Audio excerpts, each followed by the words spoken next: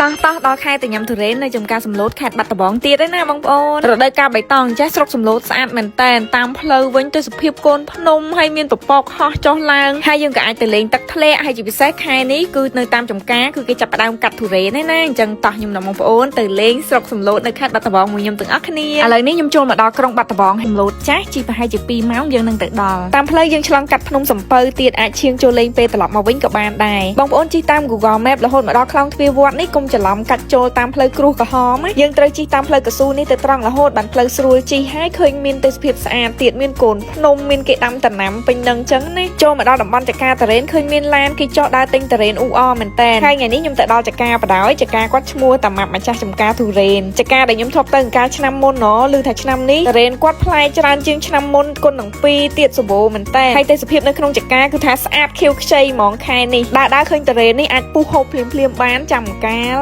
អូយហែកមកឡើងល្មមឆ្ងាញ់និយាយទៅសាច់ស្ងួតល្អអត់អ៊ីទឹកណាតារ៉េនបើបានកាត់ពីដើមផ្ទាល់ដៃចេះគឺថាញ៉ាំទៅគឺទំនុកចិត្តហ្មងហើយសាច់ឡើងខ្ទិះដោះគោហើយខ្ញុំចូលចិត្តពូជនេះវាអត់សូវផ្អែមពេកទេដាក់មកមួយម៉ាត់ពេញមាត់តារ៉េនបើបងប្អូនចង់ពុះញ៉ាំនៅចកាផ្ទាល់ហ្មងបងប្អូនអាចទេសួរម្ចាស់ចកាមុនឲ្យគាត់រើសទុកឲ្យហើយដោយសារបើយើងកាត់ចេញពីដើមហើយទុកឲ្យវាទុំតាមធម្មជាតិមួយយប់ពីរយប់សិនណាហើយចាំពុះញ៉ាំរសជាតិគឺកាន់តែឆ្ងាញ់ថ្ងៃខ្ញុំទៅនេះផ្លែម្ដងពេញដើមឥឡូវនេះគាត់ចាប់ផ្ដើមកាត់លក់ហើយអញ្ចឹងបងប្អូនចង់បានតារ៉េនពីចកាផ្ទាល់អីអញ្ចឹងនេះអាចមករកចការបស់គាត់បានចាំបាច់ទៅនាំចូលអីតារ៉េនខ្មែរយើងឥឡូវល្អមែនតែននេះដើររើបានតារ៉េនទុំជ្រុះពូជនេះផ្អែមខ្លាំងហើយឈ្ងុយខ្លាំងមែនតែនហើយនៅនេះក៏មានសាំងម៉ៅដែរសាច់ស្រួយហើយផ្អែមល្អទៀតណានៅស្រុកសំឡូតនេះក្រៅពីទៅចកាញ៉ាំផ្លែឈើយើងក៏អាចទៅលេងទឹកធ្លាក់ដែរនិយាយទៅនៅជិតគ្នាមែនតែនជិះចូលតែប្រហែលនាទីឯងទឹកធ្លាក់នេះឈ្មោះទឹកធ្លាក់សំឡូតចាស់ឬក៏ទឹកធ្លាក់បឡាងល្បីមែនតែនតែខ្ញុំតំបានមកលើកទី1ពេលចូលគេយកថ្លៃឡាន 10000ទឹកធ្លាក់នេះឮគេថាបើមកពេលព្រឹកឬក៏មកពេលថ្ងៃបើកល្អឬក៏អត់មានភ្លៀងអីចឹង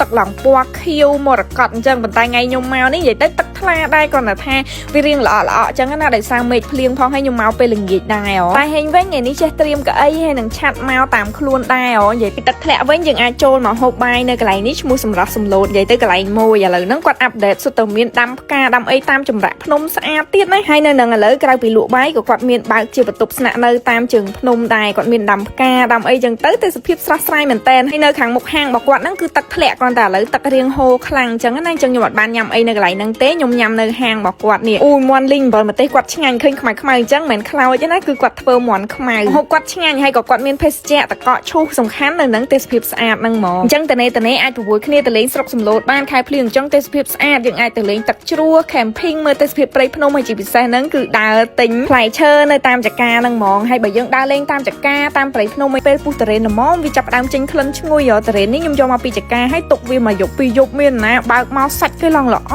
ហ្មងរ៉េននេះខ្ញុំយកមកពីចកាសំឡូតហើយទុកឲ្យវាទុំតាមតាណៅរបស់វាមានអីសាច់ចេញមកឡើងកមួតល្អហ្មងហើយឡើងខ្ទិះដោះគោអញ្ចឹងបងប្អូនអាចទៅសាករសជាតិតារ៉េនសំឡូតបានណាអាចទៅញ៉ាំដល់ចកាផ្ទាល់ក៏បានដែរអញ្ចឹងវីដេអូនេះមានតែប៉ុណ្្នឹងទេបាយ